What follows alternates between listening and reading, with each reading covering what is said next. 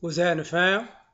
L.A.R. movement still moving. Book entitled Lessons from a Non-Custodial Father at Amazon Kindle Create Space. Link will be in the description box below as usual. This one's entitled Preferences Beating Performance. I'm going to talk about this in life as far as accomplishments, family, parenting, relationships, just the culture itself of this. Uh, Sometimes they say, it's not what you know, it's who you know. And this is one of the reasons why I feel like society is in some ways falling apart, which it's always been falling apart, uh, but you see this wide spectrum of competence and incompetence, and why it's such a mixed bag is because people have preferences and they choose their preferences nowadays over performance. So what winds up happening is you have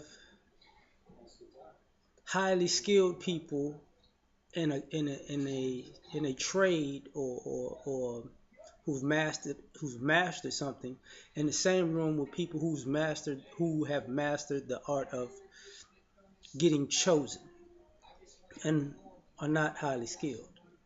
So what I mean by that is, and then it plays out in life because you know that's how you get a room.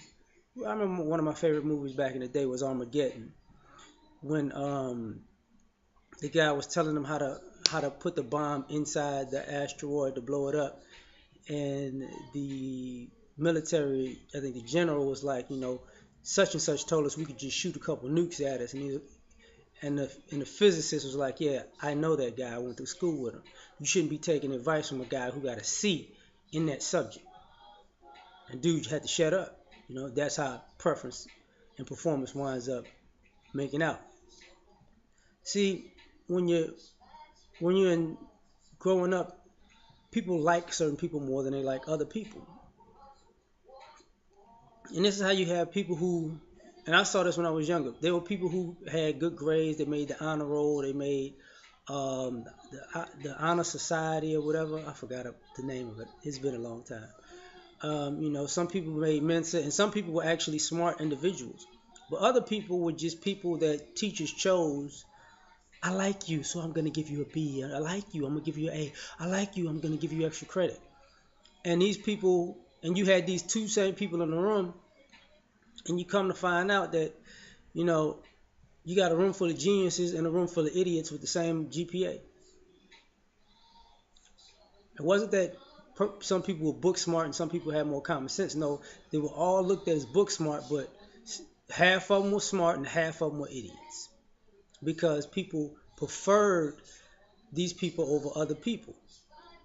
Just like there are people who didn't, who weren't preferred, so they made it harder for them. So they wound up being smarter because they made the process more difficult for these people to get the grades that they earned. So it's a difference. It's a big difference.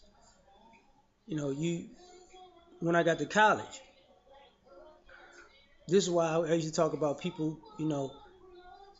People talk about athletes being dumb as a box of rocks because the way it's set up is to stay eligible. Some people could take the easy road, but by the time graduation comes, if they do graduate, they may be dumb as a box of rocks because they didn't actually do anything.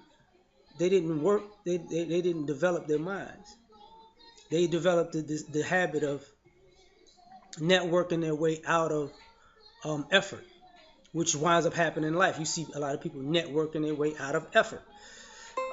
And that's the problem right there. But it's the same thing with the young ladies. I saw so many women crying to the teacher because, "Oh, I can't get a C, I can't get a D, I don't know what I'm gonna do."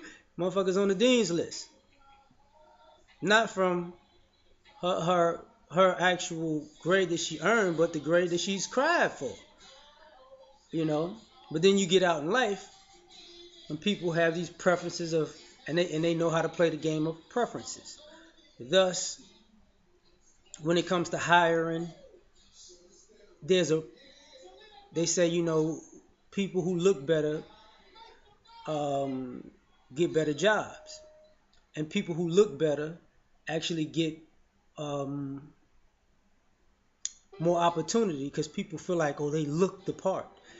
It's kind of we live in the reason um, we live in a society that's just like the movie Moneyball.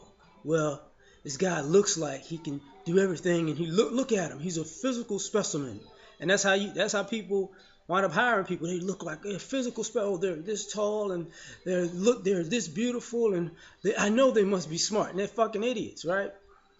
But then when you start looking at people's performance, you're like, that person always shows up, but I don't really like them. They don't look the way I want them to look. It's really some superficial nonsense. But you know, if you're once you're dealing in life, that's the problem because now your team sucks because you wanted them to look good. I remember being at a football camp a long, long time ago. And one of the players that was on the team was like, you know, we call that the guy looks like Tarzan, but he plays like Jane. Because you shouldn't judge a book by its cover, but that's what people do. Now, it makes it difficult, and it's because let's be honest, same thing goes on in parenting. You know, parents do it, kids do it. Parents might like a child more because they remind them of something that another child doesn't. Or children might like a parent more because they remind them of easygoing, fun, impulsive child stuff, and the other parent is too stern and strict. So, but when it comes down to getting stuff done, you know, you reluctantly wind up going to the person who has performance because you don't really like them, you don't prefer them, but you prefer their performance. You know, that goes for relationships too. People complain about it, but a lot of times what happens is people are are complaining about their preference, you know, and they don't want to admit it. They don't want to say I had other options, but I chose my preference because that's what I preferred, and my preference screwed me. And on top of that, there's people who contracting performance. This is why um, when you whether it's school, business, whatever, all this stuff is together. So you could prefer a person and and and prefer to be in a company. Say when you're in school, I like to be in the cool crowds company, but I got to contract this this nerds company because I need better grades. I don't really like them like that. I don't prefer them, but I'm gonna contract their performance. Um, when you're in college, you know, if you look at the draft of most sports, I don't prefer this particular player because they don't look the way I want them to look. But I'm going to have to contract them by their performance because they're actually the one that shows up and their performance puts butts in the seats. You know, when it comes to parenting and a child, uh, I may not prefer this child over this child, but this is the child that performs, so I got to act like I care about this child the same way I do this other one to get what I want out of this child. Same thing, child to parent. Um, I have to. I don't like my other parent, but guess what? That's who gives me the money to go to the movies. So I'm gonna, go over there and act like I like them until I get this 20, 30, 40, $50, and then I can say whatever, you know. And same thing happens in relationships. You know, you get out there and you're saying, oh, I love this person so much, so much, so much.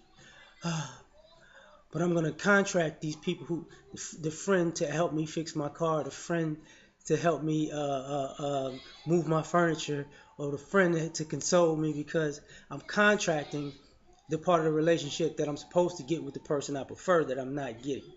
So this is what I mean by preferences is beating performance. And I'm gonna do another one about the relationship part next. Yeah.